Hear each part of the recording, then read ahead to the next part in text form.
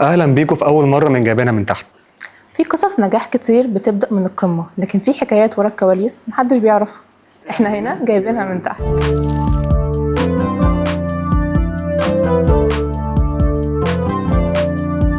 هاي كريم، ازيك؟ عامل مع ايه؟ بعض طريقة حلوة جدا. فاجئناك.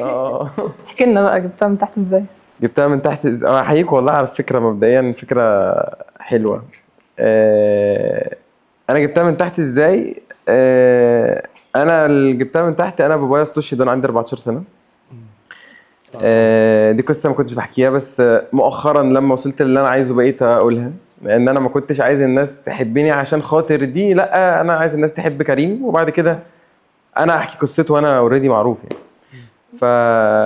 فهي بدأت من هنا. اشتغلت في كذا حاجة زمان، بشتغل من وانا في اولى جامعة يعني. اشتغلت اشرز في حفلات، اشتغلت بعد كده رحت اورا، شركة اورا، اشتغلت سيلز. فكنت بقعد اكلم الناس يقفلوا في وشي: انت مهتم بالريل استيت؟ يقول لي لا فلوسك مش. بعد كده حسيت ان ده مش مكاني فمشيت. بعد كده رحت هاني سعد، اشتغلت في ماركتنج انترنشيب، فضلت قاعد على المكتب مش اي حاجه مفيده. فمشيت برضه، قعدت شهر ومشيت. كل ده انا في الجامعه. بعد كده اي يو سي ادتني بلس ان الجامعه عندنا بيهتم قوي بحته ان انت لو جواك حاجه او مهاره هم ستارت اب فيها مديك فرص يعني. فكان في الاس يو عندنا ستودنت يونيون، اشتغلت معاهم، كنا بننظم حفلات. كان حظي ان اول حفله انا عملتها كانت جيمس اويثر وعمرو دياب، فكانت حاجه وهم يعني. بتتعامل بقى مع نايل اف ام، وبتتعامل مع اسامي كبيره، نجوم اف ام ونايل اف ام ومش عارفه فودافون واورنج، واسامي كلها ضخمه.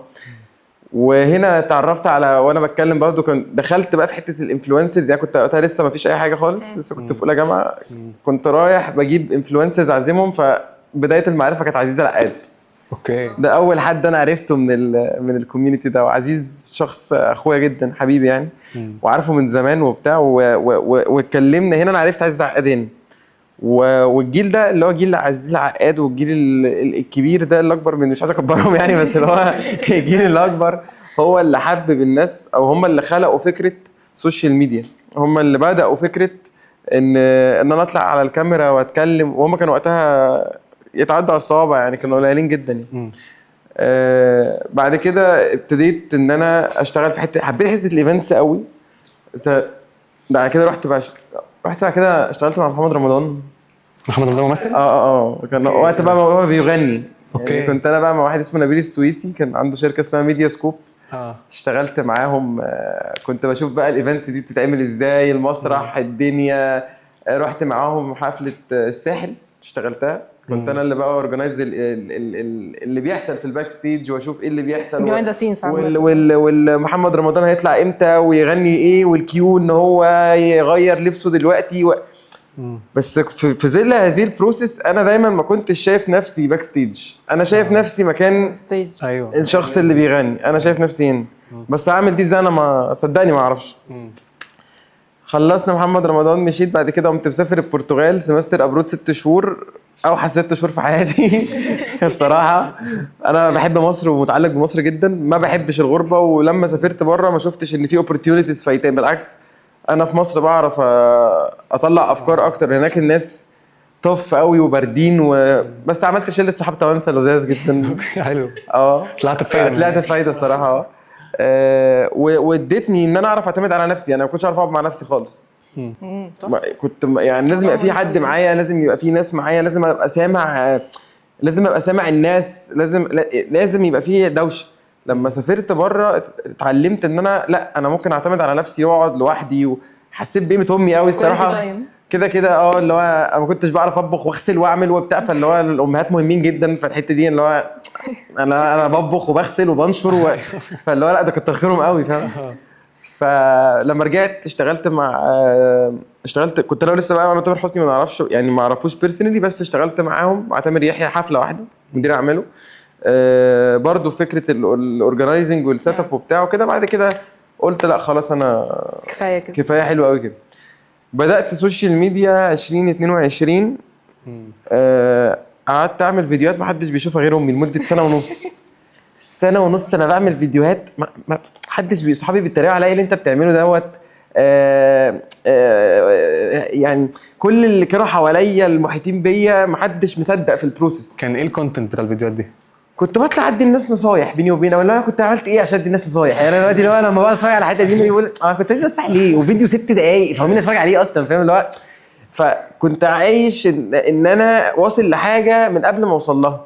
هي دي كانت ميزه، ان انت لما بتمانيفست اللي انت عايزه بتحصل، بس مش هطلع قدام الناس واتوقع الناس تسمعني انا بدي الناس نصايح ليه وانا عملت كنت وصلت لايه ساعتها. فاهم انا ما عملتش حاجه. كنت كام سنه وقتها؟ 22. وانت كام سنه دلوقتي؟ 26. اوكي 4 سنين. اوائل الشباب يعني. 4 سنين. فالمهم خلصنا القصه دي. بعد كده وانا قاعد مره في الجامعه زهقان بقى وفاقد الشغف تماما، واللي هو انا ما بتشافش وبقالي سنه ونص بعمل فيديوهات ومحدش بيشوفني بقى. وانا بقى كنت ببص بقى الناس اللي هم اللي عدوا بقى يجيبوا فيوز وارقام والناس بتسمعهم، وانا مش عايز اتشير من باب الشهره، انا عايز اتشير عشان ابقى انا. قصه ابويا دي مأثره فيها لحد النهارده، ان هو راجل ما سعاش للشهره لكن حسيته كانت مصر كلها بتتكلم عنها واثر في ناس كتير. بل بالعكس، ان لما انا بقول ان انا ابنه بيحصل ايه ده الله يرحمه ده. هو ما سعاش للشهره. هو ما سعاش للشهره. أيوه. هو كان ظابط شغال في شغله وبيفك القنبله فرقعت فهو استشهد. يعني هو كان في سكه، بعد كده السكه دي ربنا خده في حته تانية ان مصر كلها بتتكلم عنه لحد النهارده. فاهم. و30/6 تاريخ يعني فالموضوع كان كويس. الطريق ده هو اللي مؤثر في كريم، او دايما حط عليا بريشر ان انا عايز ابقى مؤثر في الناس. انا مش عايز اتشير اجيب فيوز وارقام وابقى سلعه بيعمل كامبين وبياخد عليها ملايين وخلصنا. لا، انا عشان كده هتلاقي كل حاجاتي واللي انا لسه هنتكلم فيه ان انا لما بنزل تحت عشان كده انا عاجبني فكره البرنامج جايبينها من تحت، ان في ناس شباب كتير جدا سواء كانوا انا عايز ابقى مخرج، انا عايز ابقى مذيع، انا عايز ابقى ممثل، انا عايز ابقى لعيب كوره، انا عايز ابقى فاشن ديزاينر، انا عايز ابقى ميك اب ارتست، انا عايز. دايما هتلاقي اي حاجه غير الطبيعي، غير ان انا ابقى موظف في شركه. للاسف في مصر صعب. الناس بتقول لك ايه ده انت ما تطلع مهندس واشتغل في شركه شغلانه مضمونه. يا باشا خد 20,000 في الشهر، لو خدتهم موظف والدنيا جميله وحلوه. مخرج ايه انت؟ هنهزر. تبقى مخرج ايه؟ كم واحد بقى محمد رمضان؟ وكم واحد بقى محمد سامي؟ وكم واحد بقى؟ فيقعد يقول لك كم واحد. طب ما انا عندي حلم، ليه بتموتني؟ صح. فاهم. مظبوط.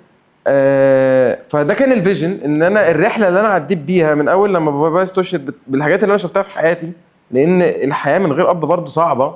صح طبعا. فان انت بتواجه حاجات كتيره. انا عايز انقل بقى الاكسبيرينس بتاعتي دي للناس بس بطريقه بوزيتيف. صح. انا مش هطلع اندب، يعني انا هطلع انا عايز اخلي ان انا اكيد في زيي كتير. صح. فانا عايز اوصل للكتير دول. أيوه. بس اوصل لهم وده بينجح بسرعه. عشان كده تلاقيني بقى سابق الزمن. انا ما عنديش الاوبورتيونيتي اللي ايه ده. لا انا ما بعرفش اهدى. ما بعرفش اهدى. بعد كده بدات فيديوهات كده وانا قاعد في الجامعه مره ماسك الموبايل، فانا قاعد في UC كده فشفت الناس قلت ايه هتريق عليهم. فيديو كان 30 ثانيه. نزلت الفيديو على الجروب كده بتاع UC اسمه ريت UC بروفيسورز. نزلته لقيته جاب 500 لايك. فاهم. ده كان بالنسبه لي يعني احنا فلقيت واحد ابن حلال والله كاتب لي يقول لي بتنزله على تيك توك. وانا كنت لسه بقى تيك توك ده صفر. فقمت منزله لقيته جاب 15,000. رقم طبعا. فاهم. رقم. فكده الناس كاتبه لي بورت 2. قمت بورت 2. طب GOC بقى. فقمت متكلم عن GOC. فابتديت اخد الموضوع ان انا بتكلم على الجامعات دي في ناس جوه الجامعه فهم بيحبوا ان اسم جامعتهم يتذكر، وفي ناس تانية في ثانويه عامه واي جي وامريكان انا عايز اعرف انا عايز اخش جامعه ايه. انا كنت من الناس دي فبالظبط. فاللي هو انا ابتديت انقل الموضوع هو انترتيننج، وفي نفس الوقت انا بديك معلومه ان انت لو مجموعك كذا فاحسن ميجر في كل جامعه، وايه الجامعه اللي فيها سوشيال لايف حلوه جدا. فالاهالي بقوا بيتفرجوا عليا، الشباب الصغير بقوا بيتفرجوا عليا، اللي في الجامعه بقوا بيتفرجوا عليا. فمن هنا طلعت الجامعه مع لطفي. من هنا خلقت فكره الجامعه مع لطفي، وانا الوحيد اللي في الميدل ايست كنت بعمل الكونتنت ده. بس انت كنت متخيل ان انت في يوم من الايام الكونتنت كريشن ده يبقى مش مجرد هوايه، ده شغلك الاساسي؟ مش شغلي الاساسي، لكن هو من البدايه هو سكه لحاجه تانية. اوكي. يعني هو من البدايه هو في سوشيال ميديا. انا كنت يعني عندي باشن بحاجه اسمها باسم يوسف. باشن. انا بحب الراجل ده حب غير عادي. غير عادي. هما اتنين اللي انا بحبهم، عمرو اديب وباسم يوسف. مع ان الاتنين عكس بعض نهائي. طبعا كشخصيه كمان نهائي. بس الراجل ده والراجل ده الاتنين هم دول اكتر اتنين مذيعين قدروا يبقى سمعتهم وتأثيرهم زيهم زي الممثل، زيهم زي عمرو اديب، زيه زي عمرو دياب، زيه زي عادل امام في الاذاعه. مين يقارن بعمرو اديب في الاذاعه؟ مع كامل احترامي للجميع صفر. مين يقارن بباسم يوسف بعد البرنامج؟ صفر طبعا. باسم يوسف ده احنا كنا بنرجع البيت يوم الخميس بالليل بدري عشان الحق ميعادكم مع برنامج من الاول. بالظبط. الناس كلها، كل البيوت ترجع البيت تتفرج على باسم يوسف. فكره ان انت تجمع الشعب المصري كله على برنامج اكن المنتخب بيلعب، صح. يعني كرييتيف تيم. ما كانش في سوشيال ميديا وقت باسم يوسف. ما كانش الباور بتاع السوشيال ميديا زي دلوقتي. معتمد على البرنامج بس. هو البرنامج على CBC او على اون، الناس كلها كانت بتتفرج عليه. وبرفورمانسز ويطلع يتريق ويطلع. بس انا كنت عايز اخد الراجل ده ابعد عن البوليتكس. اوكي. فاهم؟ فده كان عندي الفيجن. فالسوشيال ميديا بالنسبه لي كانت ان هي توصلني ان انا ابقى مذيع. اوكي. نوت مور. عملنا الجامعات وابتدينا نتكلم. من هنا ابتديت الحمد لله طلعت على المسرح. وصلت لحته الاذاعه اللي انا عايزها، ان انا بقيت بامسي كل الحفلات. تامر حسني طبعا قدمت 16 مره. وبقينا انا وهو اصحاب جدا. عمرو دياب اللي هو كان بالنسبه لي اللي هو عمرو دياب، شوفوا فين عمرو دياب. فاللي هو قدمت عمرو دياب اخر حفله قدمتها. كله بقى يعني انت قدمت الهضبتين بتوع مصر، قدمت عمرو دياب، قدمت تامر حسني، انت قدمت هم التو بيكس بتوع مصر انت قدمتهم. ايوه. فانت تمام، مش عايز حاجه تاني كده. خلاص كده. مهرجان العالمين مثلا من اكبر المهرجانات الترفيهيه في الشرق الاوسط تبع المتحده. قدمته اصغر مذيع واقف على مسرح مهرجان العالمين على الورق انا. فاهم؟ فانت الحاجات دي كلها بتدي للناس، وده اللي انا فوجئت بيه. انا احيانا كتير جدا بحبط. انا عندي مشكله ان انا لحد دلوقتي لسه بحبط يعني طبعا. في النص. ودي حرب يعني بينك وبين نفسك، ان انت دايما كل لما بتنجح بدري، كل لما الاكسبكتيشنز بتعلى، فاللي هو ده مش طبيعي ان انا اعمل ده في سني. هو ده مش طبيعي، بس انا للاسف خليته طبيعي. فالناس دايما مستنيه منك الجديد. ايوه. مستنيه. عشان كده بقول لك واحد زي تامر حسني، زي عمرو دياب، زي عمرو اديب، زي باسم، الناس اللي عندها كونسيستنسي. الموضوع الكونسيستنسي ده صعب لان الناس بتزهق. طبعا. صح. هقعد اكرر نفسي. عشان كده هتلاقي بعد خلصت كنت الجامعات جت في فتره الناس زهقت، قمت داخل في الساحل. ازاي تدخل مراسي من غير باس، وازاي مش عارفه ايه. بعد كده حسيت ان الموضوع فيه الكلاينتس او المراسي او بالم هيلز بيتضايقوا. فابتديت ما احرقش القصص وبتاع عشان ما اخسرش ناس. فابتديت اقول طب ايه الاماكن اللي هي اصلا كده كده من غير QR كود وممكن تخرج فيها عادي. صح. خلصنا موضوع الساحل. بعد كده جت حوار بقى يا بخت اللي عنده بلال مثلا. مثلا. فهتلاقي الموضوع جه كده والناس انبسطت. الموضوع بقى مؤثر لان في ناس كتير بتحس بالوحده. وبتحس ان هم ما عندهمش حد حواليهم، بيحسوا ان هم they are not appreciated. تحس ان هم غير مرغوبين فيهم. اكتشفت ان الفيديوهات دي بتدي الناس دي ثقه في نفسها جدا. مع ان انا الموضوع كان بالنسبه لي هزار بهزر. من اعلى مشاهدات عندي على الصفحه فيديوهات يا بخت. اعلى مشاهدات 4 مليون و10 مليون و9 مليون. روح بقى. فالناس انبسطت. بعد كده خلصنا موضوع يا بخت دوت. بعد كده ابتدينا نتكلم عن العلاقات. اوكي. بطريقه لذيذه. قد ايه في ناس مجروحه، وقد ايه في ناس بتعاني، وقد ايه موضوع العلاقات دي ممكن تسبب كوارث. قد ايه واحد ممكن يكون بيحب واحده وسابوا بعض فحياته اتدمرت. بقيت حياته. قد ايه العكس. صح. فانت دايما بتحاول تلعب على نقط ضعف الناس وتخليهم يحسوا ان انا بحاول. بدل ما انت تروح للدكتور نفساني، انت لو اتفرجت على الفيديو بتاعي انت هتخرج بره الحاله. مع ان انا على طول بعاني من يعني انا على طول بعاني من مشاكل نفسيه، وبعاني من وحده، وبعاني من مضايقه على طول، وبعاني من اكتئاب، وبعاني من على طول بعاني من الحاجات دي. بس انا بحاول دايما حتى لو انا في اوحش حالاتي انقل للناس بوزيتيف انرجي. لازم. فاهم؟ لان اللي انا في الاخر ما بلاقوش يتعمل معايا بحاول انا اعمله مع الناس. بس طب هل في بداياتك كان في قرار الناس شايفه ان ايه ده، القرار المجنون ده، وده كان تيرنينج بوينت في الرحله دي؟ زي ما قلت لكم ورا كل قراراتي. كل قراراتي كلها واحده. طيب كل قرارات السوشيال ميديا دي بالنسبه لهم كان ده عبيط يعني. انا اول لما اتخرجت رحت كنت شغال في اوراسكوم واتعلمت منهم كتير مع واحد اسمه كريم سمير من العباقره. كريم سمير صاحب شركه في 7. اوكي. هو كان وقتها ماركتنج مانجر اوراسكوم، وكنت انا حظي ان انا اشتغلت معاه 9 شهور. حظ انا وهو كنا في كلاشز على طول في الشغل، على طول في كلاشز، لان انا دماغي شبه دماغه جدا، فعلى طول في كلاشز. بس الراجل ده انا اتعلمت منه كتير قوي. الراجل ده من اذكى الناس اللي اشتغلت معاها، وانا كنت ضد فكره التوظيف لحد لما هو قرر في يوم يقعد معايا قال لي بص انت مختار تراك النجوميه والشهره، طول ما انت هتختار يا اما تبقى هنا يا اما تبقى هنا. صاحب بالين كداب، يا مكتب يا مكتب يا كمل في اللي انت بتكمل فيه، انما ده مش هيوصلك لده. مظبوط. تاني يوم قلت لهم السلام عليكم. قمت حركه الاستقاله دي بالنسبه لاصحابي، بالنسبه لاهلي، بالنسبه لكل اللي حواليا، انت سايب اوراسكوم سميح ساويرس ريسكي قوي عشان انت هتعمل ايه؟ وكان بقى لسه ما وقفتش على مسرح، ولسه يعني كنت لسه كل ده كان في خبر، كان يعني كان شجع مصر لسه بيتعمل، وكان لسه فده من اكتر القرارات المتهوره. والحزن الحمد لله ربنا كرمني الحمد لله. بس لو ما كانش ده حصل كنا هخيش يعني كنت هخيش تخيشه وحشه. بس الحمد لله عشان عندي اصرار على حاجه. بس انت كنت متوقع نجاح بازار شجع مصر من اول مره عملته فيه؟ لا كنت خايف من الخطوه دي؟ انا الحاجه الوحيده اللي كنت متاكد من نجاحها هو كريم لطفي. وهتلاقيني بقول كريم لطفي لان كريم لطفي ده بقيت عامله زي براند. اوكي. هو براند انا بكبره وبنمي فيه، هو مش انا. هو براند وانا مدير اعماله. انت عايز سكسي بعد الكلمه دي عامه؟ شغال عنده. والله انا بقول لك كريم لطفي ده انا بقيت شايفه براند بكبره في التمثيل وبكبره في الاذاعه وبكبره في السوشيال ميديا وبكبره في البيزنس. وانا تحت انا بالظبط يعني. هتلاقيني مثلا في البازار بتعامل ان انا مش يعني بتخض مثلا لما الناس تيجي تقول لي تعالى اصور معاك، مع ان الناس جايه لي بس انا في اليوميها انا شغال موظف عند نفسي. انا مش كريم، مش اونر بقى. لا انا مش كريم، انا مش كريم. ولسه ما شفتش ان انا وصلت لمرحله ان انا اقول. عشان كده انا بكره قوي لما حد يبقى عنده مليون او 2 مليون ويروح يتعامل مع الناس اللي هو بتعالي، او يا عم انت مين؟ عملت ايه؟ انت عملت ايه؟ واحد زي كريم عبد العزيز واحمد عز واقفين في البريمير بتاعهم بتاع 7 دوجز بيتصوروا مع الناس، وايه رايكم في الفيلم؟ احمد عز وكريم عبد العزيز. فانا عملت ايه في حياتي؟ بقالي كام سنه في السوق عشان اقول ان انا اتعالى او ان انا ابص او ان انا اقول ان انا عملت اصلا؟ ما عملتش. انا بشوف ان انا دايما لسه ما عملتش اي حاجه. طب ايه اصعب فتره عديت بيها في حياتك دلوقتي؟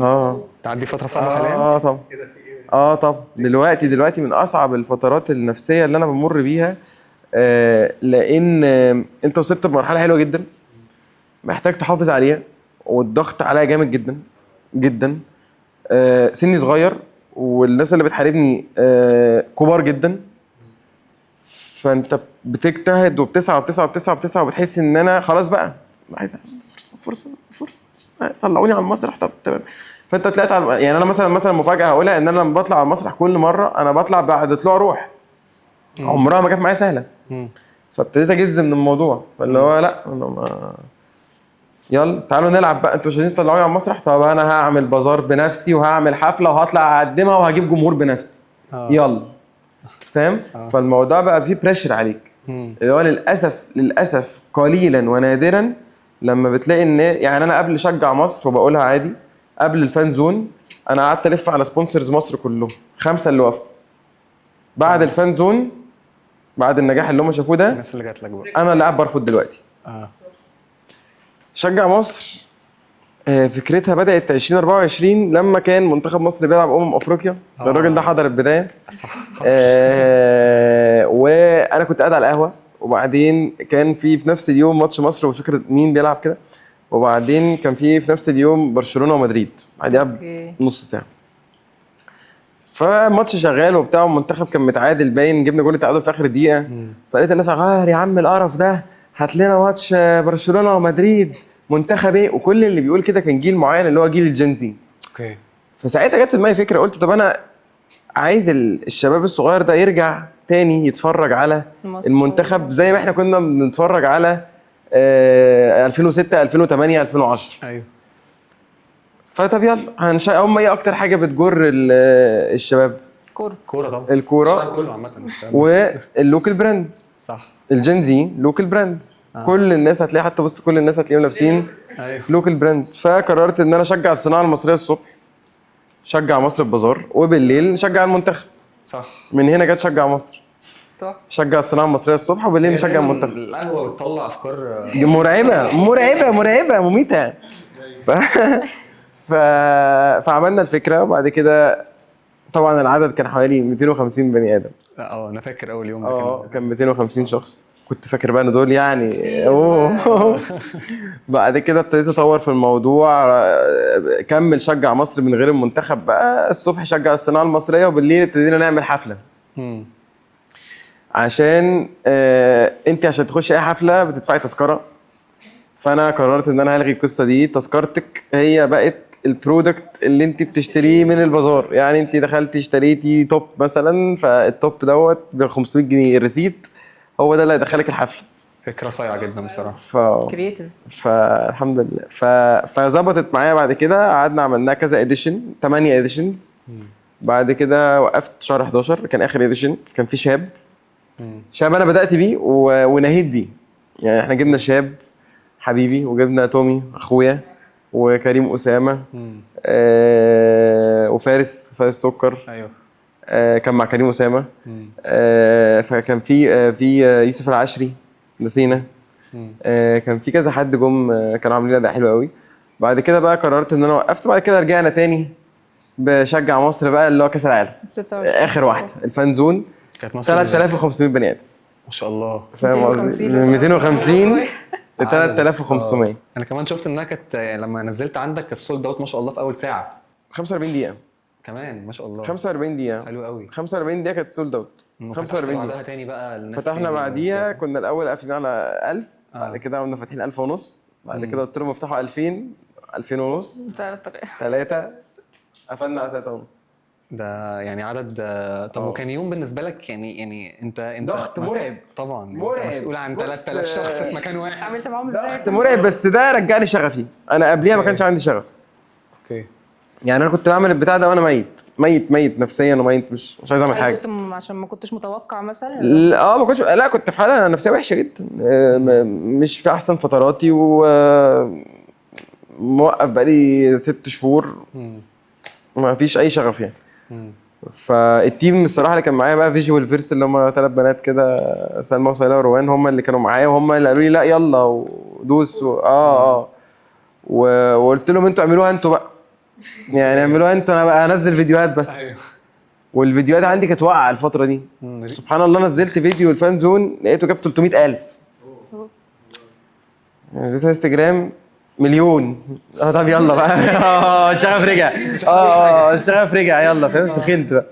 بس وانا لما بسخن بحرق. يعني انا لما بسخن خلاص. يعني انا مجرد ان انا طلعت انا ما خلاص صعب حد يوقفني. تحفه. وانا عايزه اعرف حاجه بقى، في كل الرحله دي هل جالك مثلا وقت اللي هو لا كفايه كده، وساعتها رجعت نفسك تاني للتراك ازاي؟ كفايه كده ايه؟ اللي هو كفايه خلاص، مش كونتنت كرييشن ولا سوشيال ميديا، وهرجع للمكتب زي ما كنا اسالك سؤال، محمد صلاح قال كفايه كده؟ لا بس صح. You were never walk نيفر ووك الون. بس يعني كان الراجل ده قفل. ميسي قال كفايه كده؟ لا ما قالوش كفايه كده ليه؟ فاهم قصدي؟ صح. مكملين وعاملين. راجل واخد 500 بالون دور وكاس عالم وكل حاجه ومكمل عادي. طب انا هسألك سؤال كده، بما ان اكتشفت ان احنا ان انا وانت زملاء في فيلم هينزل قريب ان شاء الله، يعني فانت خدت خطوه التمثيل كاول خطوه يعني بالنسبه لك كانت يعني ايه وقعها عليك؟ وهل كريم لطفي يحب ان هو يمثل تاني وتالت ورابع؟ اي حاجه هتوصلني للناس اسرع هعملها. اي حاجه هتوصلني للناس اسرع هعملها. وطالما هي مؤثره، او قصه النجاح هتسرد ان ده ولد باباه استشهد وهو عنده 14 سنه وقدر ان هو يعمل 1 2 3 4 في سن صغير، ويبقى قدوه ومثل لشباب تانية كتير صغيره، هعملها. اوكي. مهما كانت هي متعبه بالنسبه لي قد ايه، ومهما كانت غريبه، ومهما كانت تشالنج، ومهما كانت حاجه جديده هعملها. بس انت اتبسطت بالتجربه؟ هي تجربه غريبه عليا، بس انبسطت طبعا، يعني انبسطت. مين يشتغل مع طارق الجناني يبقى متضايق طبعا كده احنا مش عايزين نسيبه فجاه. لا يعني خلاص مش هنقول اسم الفيلم، بس يعني هنقول المنتج يعني. ايوه والمخرج عبد العزيز النجار خلاص كده يعني فاهم. والبطل كزبره يعني وغزي بالمره. فالناس دي، لا انا اتعاملت مع كزبره واتعاملت مع عبد العزيز النجار واتعاملت مع استاذ طارق الجناني، اساتذه طبعا كلهم. هم الناس دي اللي دخلوني في اللعبه قوي، فاهم اللي هو واخد واسمع وفي محمود الشال برضو حبيبي، فاهم. عارفه طبعا محمود الشال برضو. الناس دي قعدت تدرس وتديني واسمع منهم واللي هو التمثيل له مجال والسوشيال ميديا مجال، فانت هنا حاجه وهنا حاجه، ما تربطش الاثنين ببعض ولازم فالناس دي ساعدتني ان انا اتخطى كام عقبه صغنونه كده كانت مواجهاني في اللوكيشن. بس بالعكس كزبره كان مديني انرجي مرعبه مرعبه يعني مرعبه، فاهم. كزبره لوحده اصلا مرعبه انرجي غريبه خدتها منه، مجنون كده شويه انرجي غريبه. لا هو شخص مثقف جدا، وغير ما بيطلع في الكاميرا وهادي خالص، في الحقيقه هادي جدا هادي جدا، وشخص يعني من الناس الجميله، كلهم جمال الصراحه. طب ايه اللي انت استفدته من الاكسبيرينس دي كمنتاليتي بيرسوناليتي؟ انا اكتشفت ان انا عندي كتير، يعني انا واقف قدام الكاميرا كنت طماع قوي، يعني اتضايقت. انا كان نفسي اعدي من قدام الكاميرا، بس اعدي يعني يوم حياتي كان اعدي من الكاميرا. لما مثلت المشهدين ولا الثلاثه انا عندي، لا انا عندي، انا عايز وانا لما احط حاجه في دماغي ببقى رخم. سنه ونص بالظبط هبقى بطل، فاهمه اللي هو كده. وانا واقف حاسس ان انا عندي لا في طب الباشن ده هيخليك تنزل تاخد ورش خدت. ما انا قبل ما امثل انا خدت مليون في المية. خدت مع محمد جميل ورشه سايكو دراما، نكد وحاجه عكس شخصيتي تمام. وجميل من الاكتنج كوتشز الجميله طبعا. وهو اللي خلاني اكتشف نفسي في حته التمثيل. لمعلوماتك انا كنت فاكر ان انا شخصيتي هزار وضحك وبتاع، انما ان انا يطلع مني الانجر ده كله، ان هو قدر ياخد النيجاتيف انرجي اللي عندي دي كلها اطلعها في تمثيل. لا يعني انا ما كنتش اتخيل نفسي كده. فالراجل ده ذكي جدا، عبقري جدا، وفضل معايا في الفيلم بقى، يعني في الفيلم كان معايا، واللي هو احنا هنعمل كذا، طب انت هتتكلم بالاسلوب الفلاني. بصي التمثيل، انا بحب السينما جدا، انا بخش السينما لوحدي. اوكي. السينما رساله طبعا، فن رساله، ودايما بينقل ازمه. ده انا دخلته، انا قعدت اعيط مرعب في الفيلم. شفتوش لسه؟ ما تحرقوش. مرعب مش هحرقه، لا بس قعدت اعيط مرعب. هو بيعيش حياتك. عصام عمر من الممثلين اللي انا بعشقهم طبعا، بطل عالم تحفه. عين سحريه مرعب. شفتني في عين سحريه كريم؟ لا الصراحه ما شفتكش في عين سحريه، تصدق زمان ما كنتش. السينما هي حاله بتحكي قصتك وبتحكي قصته وبتحكي قصته وقصتي، قصتنا كلنا. فانا بحس ان دي جزء من البروسيس اللي انا الفيجن بتاعت كريم ان هو ينقل رساله، فالسينما هتخليني اقدر اوصل رساله. صح. طب احنا بما ان البودكاست بتاعنا اسمه جايبينها من تحت، هنلعب معاك لعبه كده تشوف انت بقى يعني ذاكرتك السينمائيه عامله ازاي. يلا. معانا 2 ممثلين، كل حد فينا هيقول لك اسم ممثل، هتقول لي اول فيلم عمله كان ايه. خالص بقى حتى لو بيمثل نقطه. كريم هتبقى عامله ازاي؟ بتتكلم على السينما وبتحبها. يلا هقول لك احمد حلمي. يا نهار اسود. ارجع بالزمن كده، فاهم كام سنه ورا؟ احمد حلمي